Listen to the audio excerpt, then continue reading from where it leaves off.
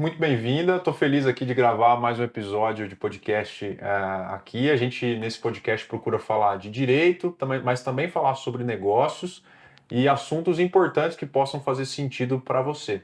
Lembrando, fazer um jabá aqui, se inscreva no canal, dê o like aí e nos ajude a continuar com esse projeto, tá? Hoje eu tenho uma pessoa muito especial aqui, uma convidada muito especial para a gente falar sobre o assunto seguro de vida como estratégia para planejamento sucessório. Aqui nesse podcast, a gente gosta de falar de coisas que vão, de alguma forma, em algum momento, ajudar os nossos ouvintes. É por isso que hoje eu tenho o prazer, vou até colocar o seu nome inteirinho aqui, o prazer de receber aqui a Patrícia Moraes. Ela é Senior Life Planner da Prudential, especialista em planejamento familiar e proteção financeira. Patrícia, seja bem-vinda. Estou feliz de te receber aqui. Obrigada, Dimas. Prazer fazer parte desse podcast. Gente, apesar de muitos anos na área comercial, eu sou tímida, então, por favor, me perdoem. Vocês vão ver que ela não é tão tímida assim, ela vai dar uma aula para nós aqui hoje, tá? Mas é assim, ó, Patrícia, por que eu fiz questão de te chamar aqui, agradeço o convite novamente, porque a gente que lida com empresários e pessoas, etc., a gente sabe que uma grande dor, assim, uma grande dificuldade é fazer um planejamento a longo prazo, tanto em relação à vida pessoal, vamos colocar assim, particular, quanto à vida do empresário propriamente dito. Por que isso? Porque no Brasil a gente tem muita oscilação. Oscilação legislativa, oscilação de entendimento jurisprudencial e até de entendimento de algumas situações que envolvem tanto as pessoas quanto as empresas, né? A gente costuma dizer que no Brasil até o futuro, até o passado é incerto, porque a gente tem algumas decisões do STF, principalmente, que nos mostram isso. Exato. Mas a gente tem assim uma preocupação muito importante com os clientes, até uma preocupação pessoal minha como profissional, que é sempre trazer mecanismos seguros e condizentes, né, legais para os nossos clientes, empresários, etc., para que eles consigam, de alguma forma, trazer uma otimização patrimonial, com planejamento sucessório, planejamento tributário, porque a gente sabe que no Brasil, a gente tem praticamente um terço do patrimônio das pessoas, ele é consumido em caso de um sinistro, em caso, né, que é a sua área, né, Sim. sinistro. O que eu estou falando de sinistro? Estou falando de um evento danoso, uma morte, por exemplo. Então a gente tem necessariamente que inventariar o patrimônio daquela pessoa e a gente sabe que no Brasil existem inúmeros encargos em relação a isso. E dá para apontar que praticamente um terço desse patrimônio é consumido com taxas, impostos, honorários advocatícios, muitas vezes tem que se desfazer de algum bem para que seja possível finalizar o inventário, e as pessoas às vezes nem vê a cor do patrimônio. Então a gente tem a necessidade de uma conscientização, e essa é a nossa ideia aqui hoje, trocar assuntos, né, trocar figurinhas sobre as melhores formas de planejamento. E uma das formas que você comentou comigo, uma das formas que eu conheço é a questão do seguro de vida como uma estratégia mesmo, que é o nosso tema aqui hoje, né? Então eu queria que você falasse um pouquinho, primeiro, se apresenta novamente, fala o que você faz, quais são as suas áreas aí de expertise e a gente vai conversando sobre esse foco aqui de seguro de vida como essa estratégia, como essa ferramenta, né? Legal. Dimas, eu até para o público, né, que não me conhece, eu sou executiva de vendas na Prudential há 7 anos. E a Prudential, ela é a maior seguradora de vida independente aqui do Brasil. Ela tem 150 anos no mundo e ela está aqui no Brasil há mais ou menos 25 anos. É muito bacana estar no Brasil porque o Brasil é um país que não tem essa conscientização do seguro de vida, tanto para proteção de capacidade produtiva quanto para sucessão de patrimônio, como, por exemplo, nos Estados Unidos tem. Os Estados Unidos tem um imposto, cerca de 45% do bem ele é consumido nessa sucessão. No Brasil é bem menor, né? Por incrível que pareça, esse imposto é menor que 20%. Ainda que seja alto, é bem menor. Ainda é bem menor. E a estratégia, a ideia aqui é falar de forma simples como a gente pode resolver um problema, né, de uma família no momento de dor, no momento onde você precisa de liquidez, através de uma ferramenta tão simples que é o seguro de vida. Você mencionou seguro de vida tanto em relação à pessoa que falece, né, o evento, quanto em relação à questão empresarial também, né? E aí É assim, a gente tem alguns mecanismos para essa questão, né? Uma delas é a constituição de uma holding para administração de patrimônio familiar. Essa é uma das questões, uma das possibilidades. Tem possibilidade de você fazer doações em vida, muitas vezes não é o Sim. melhor cenário. Tem a possibilidade de você fazer um seguro, tem a possibilidade de você alocar bens fora do Brasil, enfim. Aí, a gente costuma até recomendar aqui no escritório a constituição de uma empresa familiar de administração, porque conhecendo um pouquinho, eu já sou velho de guerra também, vocês sabem, a gente já viu inúmeras situações onde o evento, falecimento, ele desencadeia problemas de toda a ordem. Sim. Tanto do ponto de vista pessoal, ou seja, no seio familiar, com os herdeiros, sucessores, etc., mas também, principalmente, no ambiente empresarial. No ambiente empresarial, a gente tem direitos e obrigações de sócios. E quando há um falecimento de um sócio, também você tem um problema se não for feita a lição de casa anteriormente, né? Ou seja, se você não, de alguma forma, pensar no futuro, na longevidade da empresa, diante de um falecimento, por exemplo, de um sócio. Então, onde que você consegue me encaixar o seguro de vida dessas duas frentes? Primeiro, a pessoa física normal e segundo momento, que a gente pode distribuir esse assunto depois, mas em relação às questões empresariais. Tá, primeiro falando de pessoa física até para falar de uma forma simples, né, objetiva, para que todos consigam entender, Uhum. porque a gente não é familiarizado com esses termos, né? Muita gente Tá falando que não. eu falo juridiquês, gente, vocês estão vendo aqui, né? Eu Então, tento não falar, ok. e o que que acontece? No Brasil, poucas famílias se planejam para a sucessão. Poucas famílias sabem que existe um imposto alto que precisa ser pago, precisa ser regularizado para que os herdeiros tenham direito àquele bem. Uhum. Como que o seguro de vida pode ajudar as famílias nesse momento? O seguro de vida é a única ferramenta, por enquanto, aqui no Brasil, que é livre de imposto de renda, sem alcance jurídico. Quando a gente fala sem alcance jurídico, é o seguinte: o cara tem um problema trabalhista, o cara teve algum problema de ordem jurídica que Uhum. afetou os bens pessoais dele. O seguro de vida, no caso de sinistro de morte, ele não tem esse alcance para que a justiça pegue, de repente, Penhore, bloqueio, penhore, alguma coisa assim. bloqueie, exatamente. Uhum. E ele é livre do ITCMD, que é o Imposto Causa-Morte. Então Uhum. a família recebe de forma líquida, imediata e com todas essas proteções, para que ela possa pegar esse recurso e, de fato, pagar os honorários do advogado, pagar o ITCMD, pagar o cartório e, de fato, ter acesso ao bem, tá? Legal. E quando acontece da família não ter essa preocupação, não ter essa liquidez, porque hoje o brasileiro ele tem mais patrimônio imobilizado do que líquido, isso é uma Fato. realidade, É, né? uma A gente gosta de abraçar o tijolinho. O brasileiro, exatamente, tem uma percepção de que eu tenho patrimônio se eu estiver olhando para o patrimônio, né? Se ele patrimônio Isso, estiver imobilizado, né? exato. Engraçado, é cultural, né? É cultural. Ah, E aí o que que acontece? Mas eu tenho muitos terrenos, eu tenho muitas casas de aluguéis. Tá, mas e o dinheiro para pagar, para herdar, para regularizar esse bem? a liquidez A mesmo. liquidez. Então, o seguro de vida entra para trazer essa liquidez para as famílias, para que elas possam resolver isso e que as famílias não venham a dilapidar o patrimônio. O que que é dilapidar, Paty?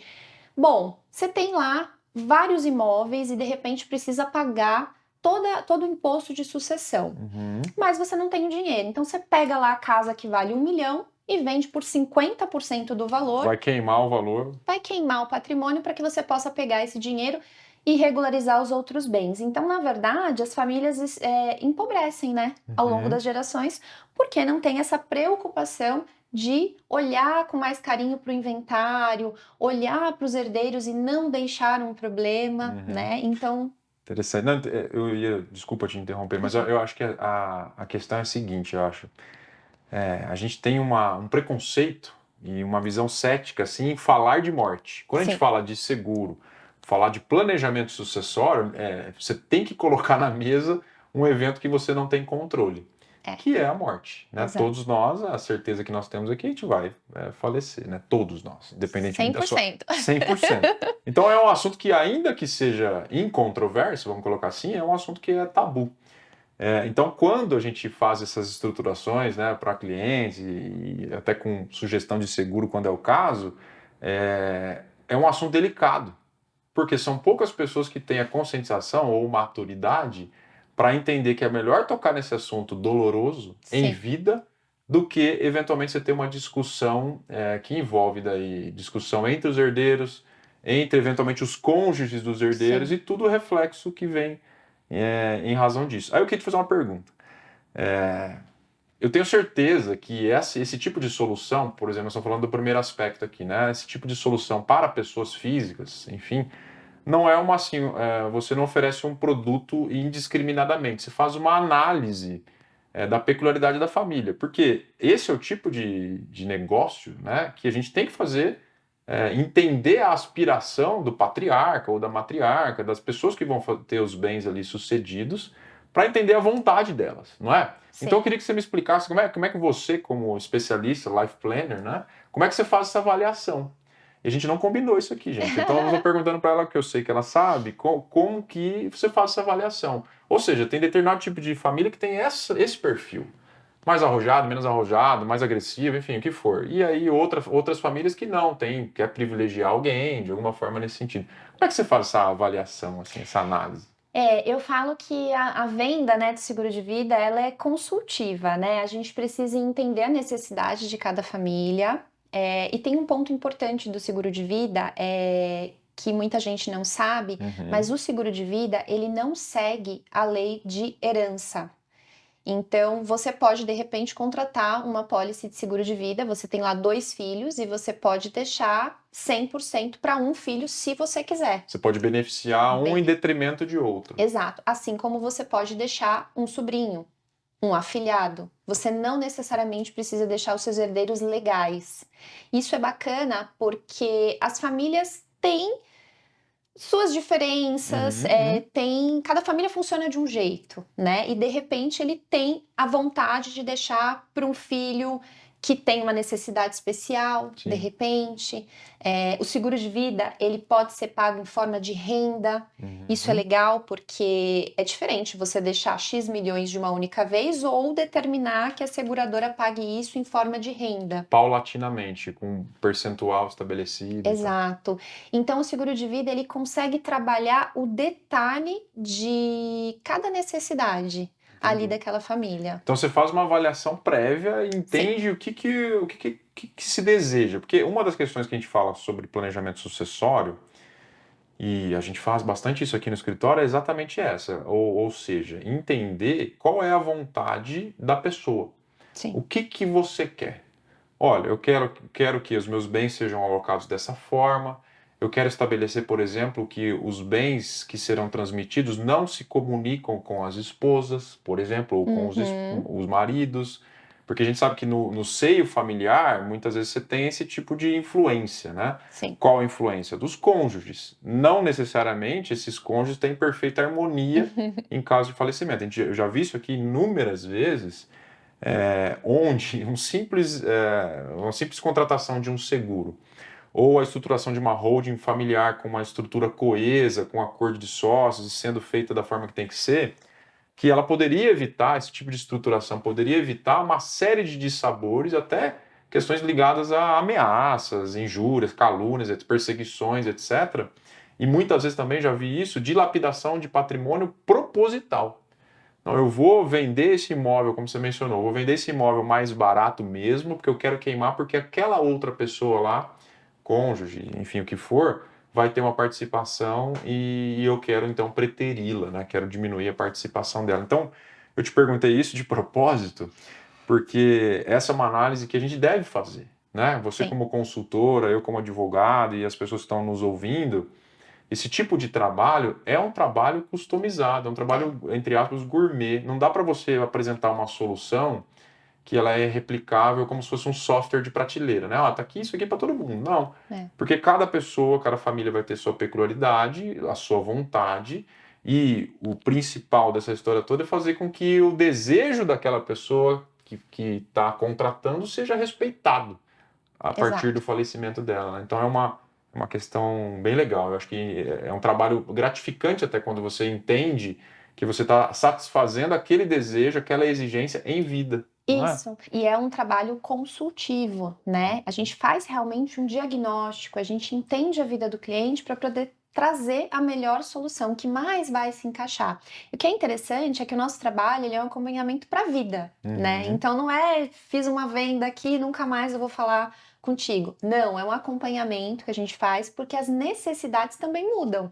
Então hoje você pode falar, olha, eu quero deixar tudo para esse filho. E daqui 1, 2 anos você fala, não, eu quero fazer diferente agora, eu me estruturei diferente agora. E você tem essa flexibilidade de mudar os beneficiários, de mudar, de repente, alguma coisa dentro da sua pólice, aí a gente já entra mais no detalhe de produto mesmo. Uhum. Então é possível customizar isso. Então, Sim, ele é durante a contratação, falar, mudei agora o beneficiário, mudei o valor, mudei a destinação.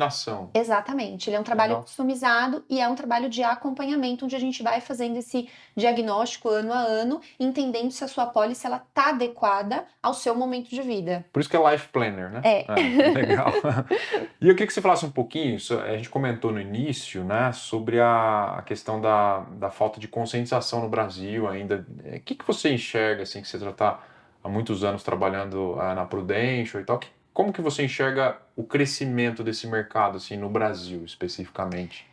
O crescimento do mercado de seguros, né, pessoais, foi de 18% pós-pandemia. Isso é bastante, mas ainda existe um espaço grande aqui no Brasil, porque os brasileiros, eles não têm essa cultura de Uhum, planejamento, de proteção. Ainda existe aquela ideia de, ai, seguro de morte, eu vou morrer e deixar alguma coisa para alguém. uhum, Não é verdade, né? O seguro, ele é mais um seguro pessoal, né? E uhum, por último, a gente vai falar de morte, né? E uhum, quando a gente fala de seguro pessoal, é a proteção da sua capacidade produtiva, né? Ao longo da vida. uhum. Alguma coisa pode te acontecer e você ter que usar, por exemplo, acessar o seu patrimônio, o seu dinheiro no banco para suprir uma necessidade que facilmente seria resolvida com uma pólice de seguro, onde você receberia um capital para alguma eventualidade da vida. Legal. Você falou de capacidade laborativa, eu acho interessante isso. E até muitas pessoas que nos acompanham aqui, me acompanham, são advogados, profissionais Liberais. liberais e tal. E aí, eu lembro que a gente conversou já há um tempo atrás sobre aquele seguro de diagnóstico, né? Uhum. Então, outro assunto, mas eu acho interessante. Porque a gente é profissional liberal, lógico, tem empresas, né? As coisas funcionam de alguma forma, mas tem muitas pessoas que têm dependência estrita da capacidade laborativa dela. E aí, se eventualmente é acometida de alguma doença, alguma coisa que reduza a capacidade laborativa, você tem um problema a enfrentar. Se você não tem estrutura familiar para ajudar, ou de alguma forma algum dinheiro guardado, e etc., eu sei que existe um produto, né, vamos dizer assim, ou mais um mecanismo, uma ferramenta que vocês apresentam dentro dessa consultoria de Life Planner para as pessoas que eventualmente têm um diagnóstico. Como é que funciona isso? Se você puder comentar um pouquinho, eu queria saber. Esse seguro é bem bacana. Ele é um seguro para quando você tem o diagnóstico, por exemplo, de uma doença, né? Que hoje muitos brasileiros são acometidos com doença. Hoje o câncer que mais afeta os brasileiros, primeiro é câncer de pele, depois câncer de mama e próstata. Nossa. Tá?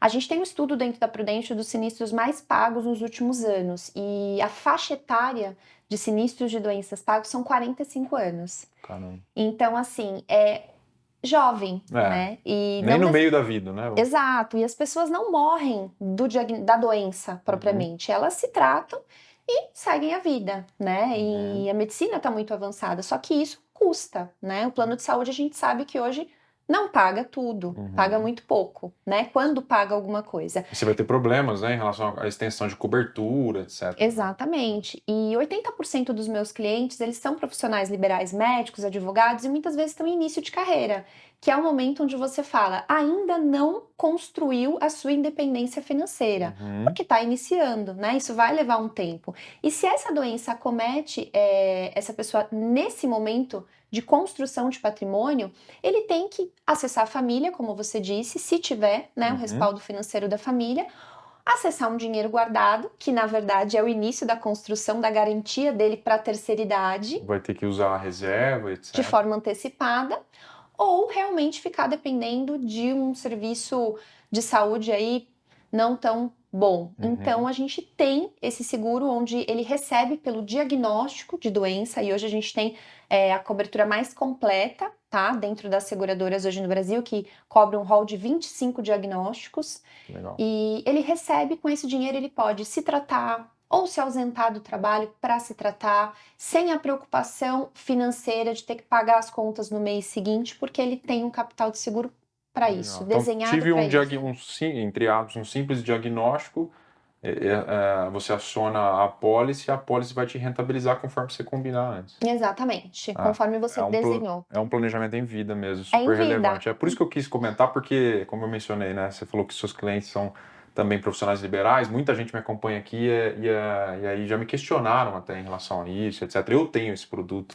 e eu acho super bacana porque a gente não sabe o dia de amanhã, a gente olha para o lado, uma série de coisas acontecendo, então a gente tem que se precaver. E é o planejamento em vida, que é o assunto nosso aqui, né? Sabe assim, a gente está falando de de um sinistro, né, que ele tem um período ali temporário, né, que você vai se tratar e vai continuar trabalhando e Sim. vai continuar aí seguindo a vida. Mas a gente também tem o sinistro permanente, que é uma invalidez, por exemplo, né?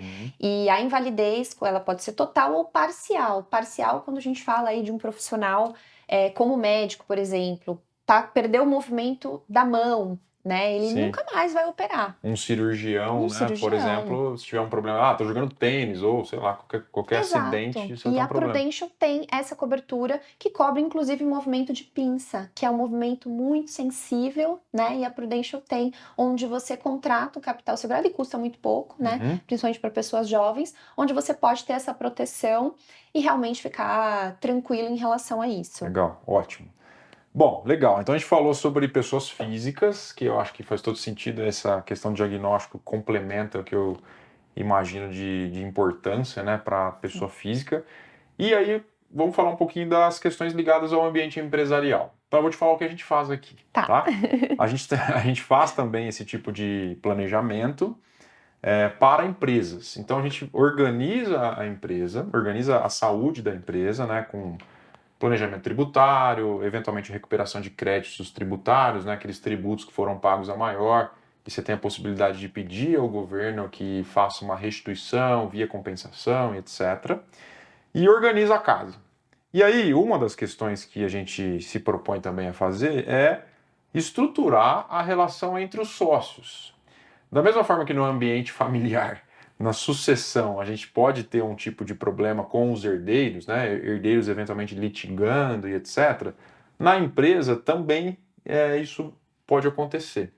E é mais comum do que eu gostaria até, né? Porque a gente também tem um nível de conscientização não muito elevado em relação a esse ponto no Brasil. Muitas vezes o contrato social, que é a certidão de nascimento da empresa, ele é feito lá pelo contador, com todo respeito, mas só que ele não contempla todas as questões necessárias para evitar-se um problema em caso de sinistro. Aí, o sinistro eu estou considerando ou a morte de um sócio, ou eventualmente a saída de um sócio. Então, o que a gente faz? A gente propõe, então, a criação de um documento que é a disciplina da relação entre os sócios. Então, eu tenho a certidão de nascimento, contrato social, e eu tenho uma certidão aqui de direitos e obrigações entre os sócios. E aí, nesse documento, a gente geralmente prevê, olha, se eu quiser sair, se o sócio quiser sair, vai acontecer isso. Se o sócio morrer, vai acontecer aquilo. A forma de apuração da participação desse sócio dentro da empresa vai ser feita desta forma, com este método. Chegando em um determinado valor, eu vou te pagar assim. Eu posso estabelecer alguma trava de pagamento, né, até um limite percentual do faturamento da empresa, tudo para tentar, de alguma forma, estabelecer a longevidade da empresa, porque a gente também tem algumas estatísticas que mostram que uma das principais razões, assim, causas de encerramento de empresas e negócios que não dão certo é realmente a relação entre os sócios. Porque quando você dá a mão para um sócio, né, tá todo mundo empolgado e tal, mas você não pensa em disciplinar algumas questões de eventos futuros, como a morte, por exemplo. Né?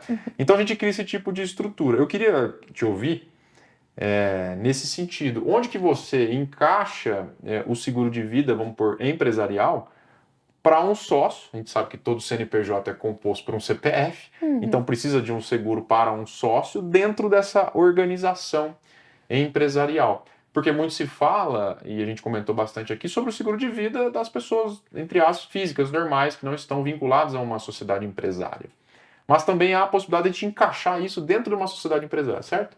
Queria que você me Certo. falasse um pouquinho sobre isso. Primeiro, parabéns, porque eu acho que é o primeiro advogado que eu escuto falar sobre essa organização pensando e se o É, sócio morrer, e se o sócio quiser sair, e legal. se o sócio ficar doente, impossibilitado de trabalhar na empresa, por exemplo, e desenvolver lá o que ele faz de melhor, porque muitas vezes a gente está falando de um sócio que é a pessoa-chave. O que é a pessoa-chave? Empresa de tecnologia, ele é o cara da tecnologia e tem mais 2 sócios que são investidores. Ou é o cara do financeiro, ou do comercial. Exato, que não entende nada do negócio, né? Ele tá ali, mas para cada um na sua área. E se esse sócio tem eventualmente uma morte, como é que ficam os contratos que a empresa assumiu, né, daquele serviço? Que multas vão ser geradas? Então pode gerar um problemão para a empresa. Como que a gente entende isso? Claro, primeiro protegendo a pessoa física e depois pensando na empresa, a gente identifica qual a parte que cabe de cada um dos sócios. Conseguimos fazer uma estratégia de seguro onde no falecimento ou numa eventual doença, esse seguro ele seja pago para comprar a parte do outro sócio, porque tem uma outra questão bem complicada que é você aceitar a esposa do seu sócio, Os o filhos. filho do seu sócio, Sim, que não necessariamente entendem do negócio, não necessariamente se dão bem com sócios. perfeito. Então, isso evita esse problema, porque justamente no contrato você consegue colocar que, no caso de falecimento, essa pólice de seguro vai servir para comprar a parte do outro sócio.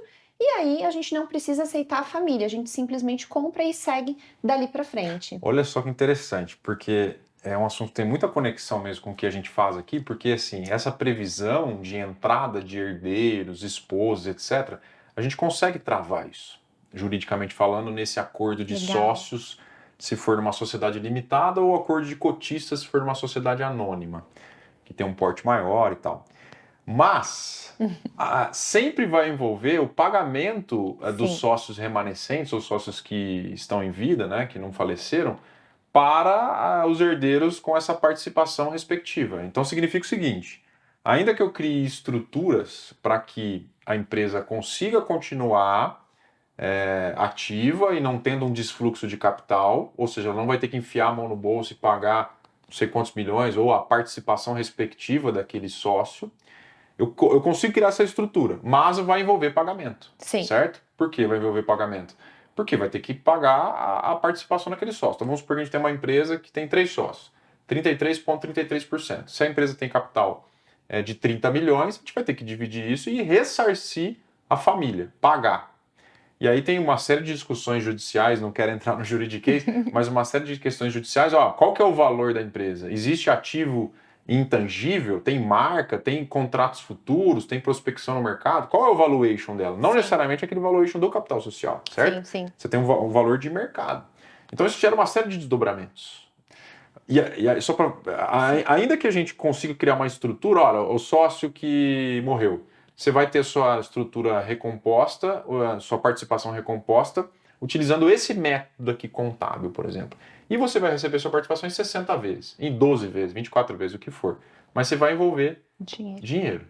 Aí quando você vem, a Patrícia vem e propõe uma estrutura de um seguro de vida empresarial, a gente não tem, então, que enfiar a mão no bolso, os sócios que estão vivos, enfiar a mão no bolso e pagar essa participação.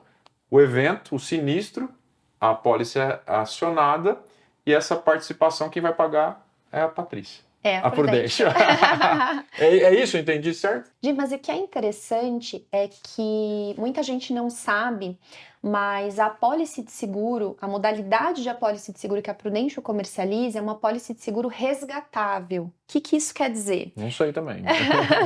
Quer dizer o seguinte, que a gente desenha, né, essa apólice de seguro para cada sócio, né, com um valor de capital segurado, determinado pela parte dele dentro da empresa, e ele escolhe um prazo de pagamento, um prazo de compra dessa apólice de seguro.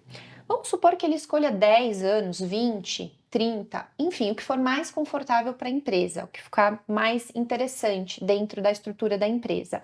Ao final desse período, desses 10 anos, você não paga mais a apólice de seguro. A apólice é vitalícia. Ela vale até o segurado morrer. Se ele morrer com 100 anos de idade, ela vai estar vigente com o capital atualizado até lá, mas ela não paga mais, porque ela comprou essa apólice de seguro em 10 anos. Suponhamos que esse sócio não queira mais fazer parte da empresa, que ele simplesmente decidiu vender a parte dele. Então ele não morreu. Ele não morreu, ele decidiu vender a parte dele para os outros sócios. Essa apólice de seguro, ela é totalmente resgatável. A empresa que paga a apólice de seguro para o sócio pode usar esse capital que eles vão resgatar com a Prudential para usar como forma de pagamento dessa parte do sócio dentro da empresa. Que pode ser total ou parcial, por exemplo? Ou parcial, e aí depende exatamente na construção da apólice que a gente vai entender o quanto vai custar para a empresa e em que prazo fazer. Tá? Então, a apólice de seguro, ela é super interessante nesse caso de pessoa jurídica também. Porque você acaba que tem... Olha, eu vou prever aqui que eu, entre aspas, posso morrer em 10 anos, exemplo. Se isso não ocorrer, logicamente, não é... Eu tô brincando, mas logicamente não é a vontade de ninguém.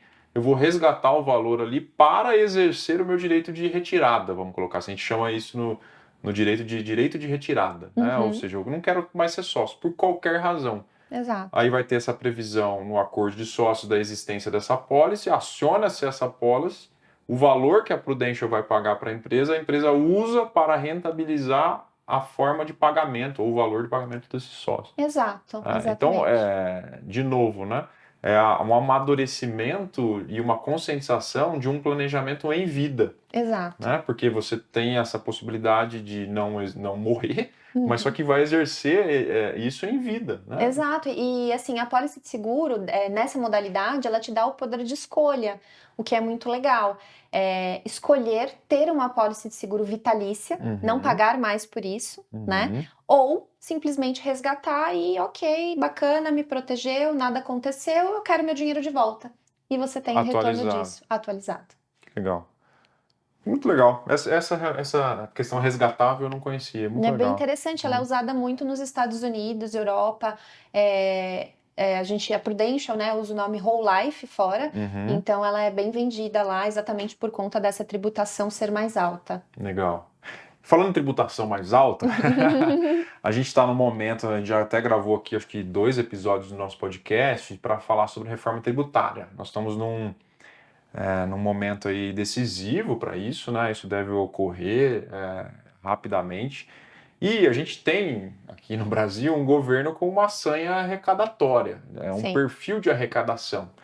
E eu até gravei um vídeo um tempo atrás e eu sou bem adepto a esse pensamento de que ao invés de se organizar, né, uma gestão assim de recursos públicos, a gente tem uma pretensão de aumento de arrecadação para que isso, de alguma forma, possa continuar sendo usado pelo governo, mas não necessariamente da melhor forma. Essa é uma opinião pessoal.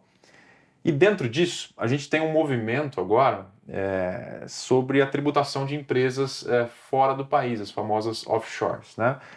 Nós estamos gravando hoje em 5 de dezembro. Eu tenho uma anotação aqui que em 22 de novembro de 2023 foi aprovado na Câmara, e nós vamos falar sobre isso mais para frente, um projeto de lei que é o 4173, que vai trazer possíveis impactos nas tributações de empresas fora do Brasil. A gente tem hoje uma estimativa do governo federal de que essa medida, caso efetivamente aprovada, me parece que sim, porque já teve uma medida provisória anterior que não foi convertida em lei, e agora o texto dessa medida provisória foi apresentado em um projeto de lei. Então a gente tem hoje uma realidade das empresas offshore que é assim, ó, uma vez você exercendo a transferência desse patrimônio para o Brasil, você tem a incidência desse tributo, hoje. A partir dessa nova legislação, a gente vai ter uma incidência também a cada 6 meses, me parece, pelo texto, dessa estrutura tributária para fazer a incidência desse valor, que acho que vai chegar até 15%. Por que eu estou falando isso? Porque isso reforça para todos nós aqui que trabalhamos com isso, etc., a necessidade de se tomar uma decisão o quanto antes para fazer um planejamento sucessório, um planejamento patrimonial. Seja utilizando mecanismos jurídicos na essência, vamos colocar assim, estruturação de holding, etc., que a gente falou bastante, e também encaixando a questão do seguro, porque a gente tende a observar que a tributação vai ser cada vez maior. Além disso, como eu mencionei, a gente tem a reforma tributária e, na sequência, a gente não sabe como é que vai ser a tributação de dividendos. Provavelmente vai ser apresentada para o povo brasileiro também. Bom, Patrícia, eu acho que foi super positivo, super legal, aprendi bastante aqui. Agradeço de novo a sua participação aqui. Queria que você deixasse aí comentários finais sobre o que a gente falou aqui. Eventualmente, se você quiser fazer alguma colocação adicional, também vai ser um prazer aí.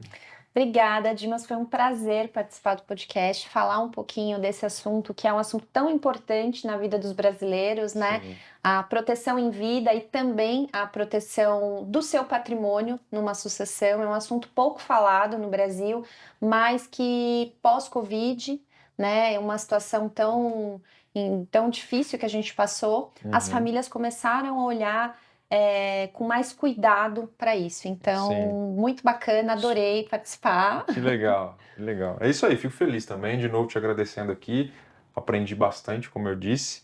E também para quem está nos ouvindo, fica de novo aí a sugestão de acompanhar a Patrícia, acompanhar o nosso canal aqui, que a gente sempre tenta trazer algumas questões relevantes.